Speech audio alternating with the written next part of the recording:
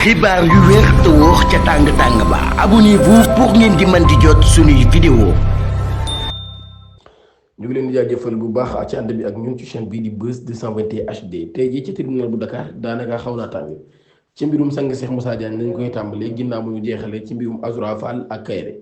affaire sang Cheikh Moussa Diagne projet bi daan nañ koy renvoyé ba ñeenti fan ci weeru juin atum 2024. projet bu ñeel mbirum sang Cheikh Moussa Diagne moom mi nga xam ni tey jii lañ ko waroon a àtte moom ni daan nañ koy renvoyé ba mercredi war a tolloog ñeenti fan ci weeru juin atum 2024 moom marabu bii nag ñu ngi koy toppee li ñuy wax provocation à la haine religieuse, propos contraires aux bonnes mœurs et offense à la moralité publique moom mii nag daal moo jiite mouvance wala sax dafa jiite am mouvance bu ñuy wax yàlla na yàlla daan nay déclaré woon nag ci wolof daal ay kàddu yoo xam ni kàddu yu ñaaw la dem sax bay méngale wala sax daal bay jël daal di sëriñam di ko teg ci kaw téere bu tedd bi nga xam ne moo di alxuraan loolu kon ci lañ ko toppee ca fa nga xam ne fa la dëkk ca Foundiougne fa lañ ko fekk waa BIP ñoom ñoo ko daal di teg loxo daal koy indi fii ci Dakar ginnaaw bañ ko digloo moom maarab bi nag regretté wul leen daal ci kàddu yi nga xam ni moom la daal di waxoon moom mi daal kon rëccuwul dara li nga xam ne wax na ko wala mu daal ci dellu ginnaaw ca ginnaaw ba kon tey jii lañ ko waroon a atte waaye nag ginnaaw bi nga xamee ni ñu ko porté plainte wala partie civile bi ñoom ñu rek ñoo daal di ñàkk ñëw loolu yi moo tax kon ñoo di renvoyé projet bi kon balakat bi ñu dëgmal tribunal bu Dakar 6 mois ak ñetti weer yoo xam ni maanaam dañ koy tëdd 6 mois yu leen tëj yoo xam ñetti weer dañ koy tëdd ak ñetti weer yoo xam dañ ko tëdd loolu yi la procureur sàkku daal di daal koy tëj Azoura ak Kairé ngir injure contre Macky Sall maanaam saaga yu mu jël daa koy teg ci kaw ki fi nekkoon jiitu réew bu Sénégal di Macky Sall mercredi ñaar fukki fan ak benn ci weeru mai atum 2025 militant Pastef bi di Assane Gueye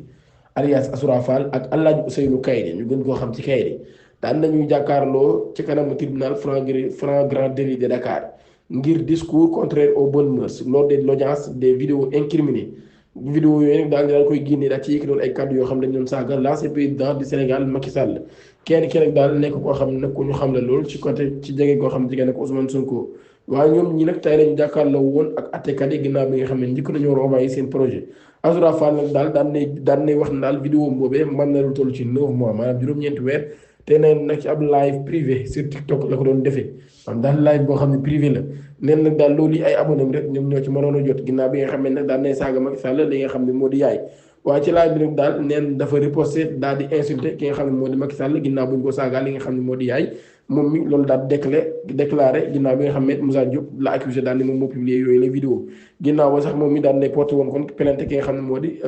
maître Moussa Diop ginnaaw bi nga xam ne daal ci audience booy Azoura Fall moom mi nag daal nay jéem a summi yaramam ngir wane ay séquelles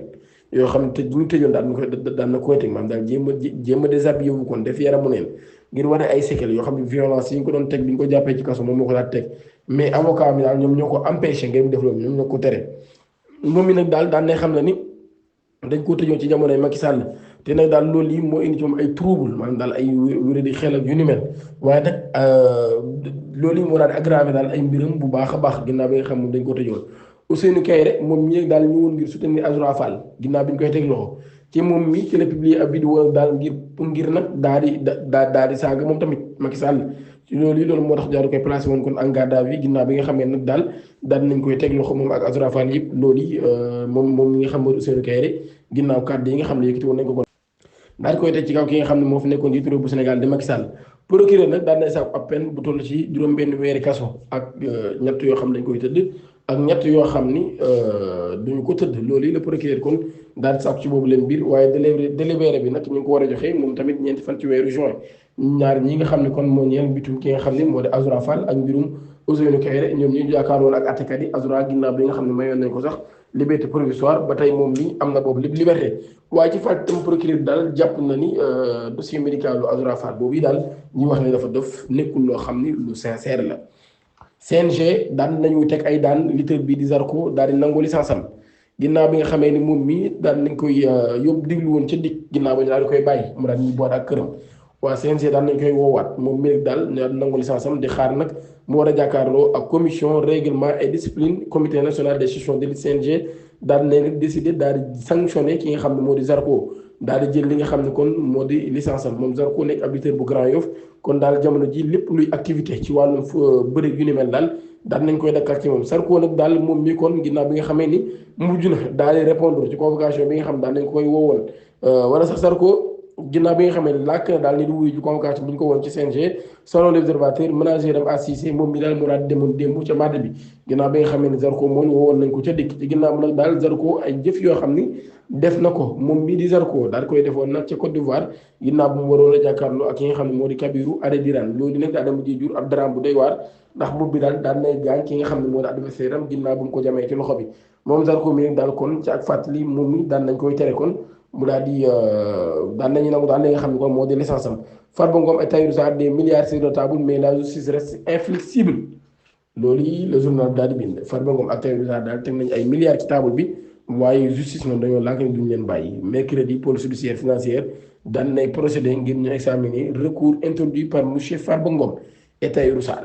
loolu lañ wax kon ngir nag daal di contester mesures yi nga xam daan nañ koy jël ngir jël li nga xam moo di seen alal moom Farba Ngom ak Tahirou Sarr daal daan na ñuy def recours ngir tontu seen lu mel audience bi nga xam ne nag waroon naa am semaine bii nga xam moom la ñu weesu daan nañ koy reporter ci beneen date ngir nag daal plaidoyer yi daal di mën a am homme d'affaires bi di Tahirou Sarr ak maire Agnam bii di Farba Ngom ñoom ñaar ñi kon daan nekk en détention provisoire depuis lu toll ci ñetti weer ñu daal di am nag li ñuy wax ab instruction ginnaaw bi nga xam ne dañ leen toppee association des malfaiteurs escroquerie impliqué des fonds publics de blanchiment des capitaux et des complicités loolu kon la ñuy tudd ñi nga xam ne nag ay kilifa lañu woon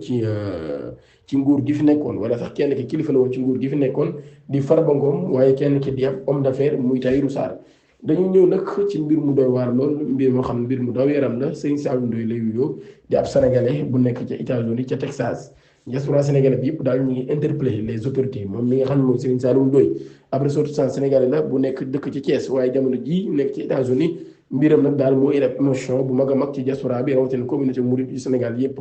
moom mi ginnaaw bi nga xamee nag daal daan nañ koy teg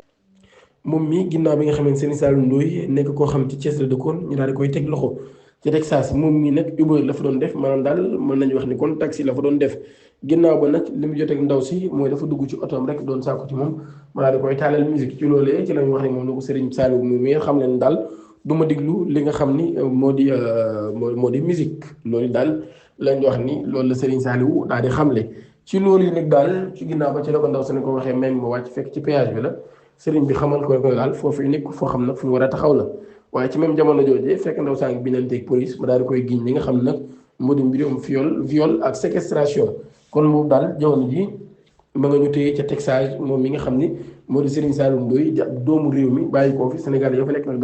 daal nañu créer li nga xam moo di ab pétition ngir Sénégalais yi am green card wala ñoo am ak double nationalité ñu daal di signé ci boobu la pétition waaye tamit daal nañ ko tijjil sax ab cagnotte ngir Sénégalais yi daal koy jàppale ngir nag bu demee rek ba war a fay li nga xam ne moo di caution ñu daal di koy mën a bàyyi mu daal di ñibbisi waaye ci loolu itam ba tey daal ñu ngi interpellé bu baax a baax gouvernement bu Sénégal ngir ñu daal di koy taxaw di leen jaajëfal bu baax a baax ci ànd ak ñun ci chaîne bii di Buzz Officiel di ñaan ngeen abonné suñu chaîne activé cloche notification bi pour bañ a rater suñu yeneen vidéo jërë ngeen